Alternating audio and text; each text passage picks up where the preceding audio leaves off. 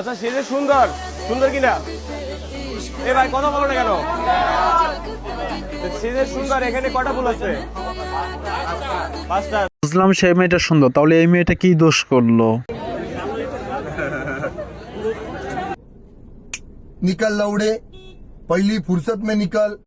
সর্বপ্রথম আমি বলবো যে কাফি নামের বোকাসো দ্বারা আমি জীবনে চিনি নাই, দুই একবার তো ফেসবুক স্ক্রল করতে করতে সামনে চলে আসছিল, কিন্তু সে যে এত বড় একটা লুচ্চার বোকাসো দামিগিরি করবে বইমেলা যে জীবনে ভাবতে পারি নাই। আবার সে নাকি দাবি করে যে সে একটা সেলিব্রিটি। আমি এর ফেসবুক পেজ চেক দিলাম, দেখলাম যে শুধুমাত্র কুত্তা নিয়ে ভিডিও বানানো, খালি কুত্তার জন্যই ভাইরাল হয়ে গেছে। সে নাকি দাবি করে বাংলাদেশের সেলিব্রিটি। কুত্তা নিয়ে ভিডিও বানাতে সে নাকি একটা বই লিখে ফেলছে, মানে সে একটা লেখক দাবি করে ফেলছে, যে একটা কন্টেন্ট ক্রিয়েটর নাকি সে আবার লেখক। সি ভাই, আমি কাকে কন্টেন্ট ক্রিয়েটর বললাম? কন্টেন্ট ক্রিয়েটর কারা বলে এটা তো জানেই না। তুই যে বই লিখছিস না কি বাল লিখছিস, তোর বইয়ের মধ্যে কি বাল আছে সেটা আমার দেখার বিষয় না। দেখার বিষয় হচ্ছে এইটাই যে তোর সামনে হাজার হাজার ছেলেরা দাঁড়িয়ে রয়েছে, তুই তাদেরকে একটা ফুল দিচ্ছিস না? মেয়েদের দেখলে হাত ধরতেছিস, ফুল দিচ্ছিস।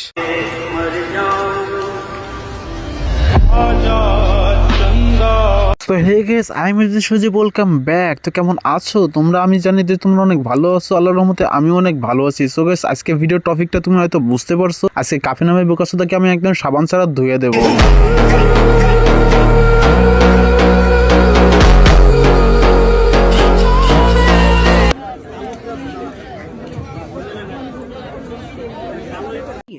बहुत तेज हो रहा है। বোকাচোদা এমন ভাবে হাসি দিচ্ছে মনে হচ্ছে তার বিয়েতে নিয়ে গেছে, খাবার খাওয়ায় হাত ধোয়ার জন্য শালিয়েরা তাকে জোর করে বেঁধে রাখতেছে টাকা না দেওয়া পর্যন্ত। মানে বাঙালি এতটাই খারাপ, সুযোগ পাইলে একদম হাত না আরো কত কি টিপে দেয়। আসলে আমি তোমাদের এটা বলতে চাচ্ছি যে বাংলাদেশে কন্ট্রোভার্সি নিয়ে কোনো অভাব নেই। ওমরান ফায়ার অপু নিয়ে একটা কন্ট্রোভার্সি চলে গেল, এই বোকাচোদাকে নিয়ে আরেকটা কন্ট্রোভার্সি শুরু হয়ে গেল। দেখতে পাচ্ছেন আমার দেখতেই পাচ্ছেন বন্ধুরা, আমার সালা বন্ধুরে বাস দিয়ে দিল এইভাবে একটা রোস্টিং ভিডিও বানাই ফেললো, এইভাবে সে এসে সিম্পাতি নিল।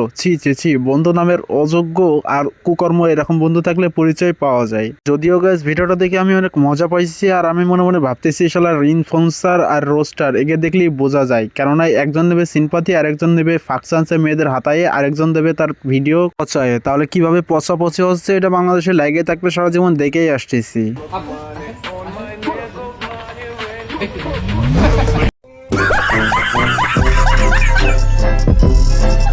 মানে খোঁচাখুচি বাংলাদেশ থেকে জীবনও যাবে না। যদি বাংলাদেশের যদি মুখ দিয়ে তেল বিক্রি করা হতো তাহলে বাংলাদেশ থেকে এগিয়ে কোনো দেশই থাকতে পারতো না।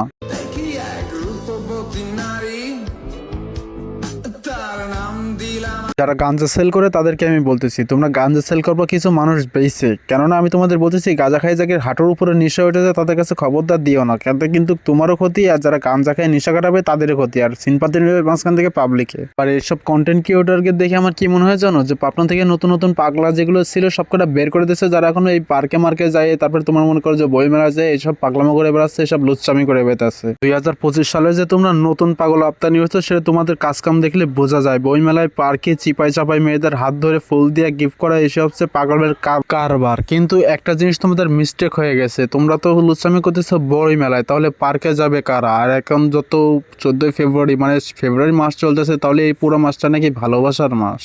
আর আরেকটা জিনিস তোমরা ভালো করে দেখতে পারবা, যখন সামনে রমজান মাস, যখন রোজা চলে আসবে, সে সময় দেখবা যে এসব লুচ্চা বেটাকে আর কোনো খবরই নাই। তারা এতই দিনদার হয়ে যাবে যে তাদের মনে হবে যে তারা বিনা হিসেবে জান্নাতে প্রবেশ করবে। তো যাই হোক গাইস, ভিডিও আমি অনেক লম্বা করতে পারতাম, ভালো কিছু মাল মশলা মিশে ভিডিওটা সেরকম ভাবে করতে পারতাম, কিন্তু আমার অত টাইম নাই। এই বোকাসে দেখা নিয়ে এই 2-4 মিনিট কথা বলছি, তাই অনেক, এর বাপের কপাল ভালো। তো সে বন্ধু ভালো থাকো, সুস্থ থাকো, দেখাবে নতুন কোনো ভিডিওতে। আর একটা কথা বলতেছি, আমি কিন্তু বাইরে ভিডিও বানাচ্ছি, কথা একটু বেকাতারা হয়ে গেলে একটু চালাই নিও গাইস। তো সে বন্ধু ভালো থাকো, সুস্থ থাকো, দেখাবে নতুন কোনো ভিডিওতে। আল্লাহ হাফেজ।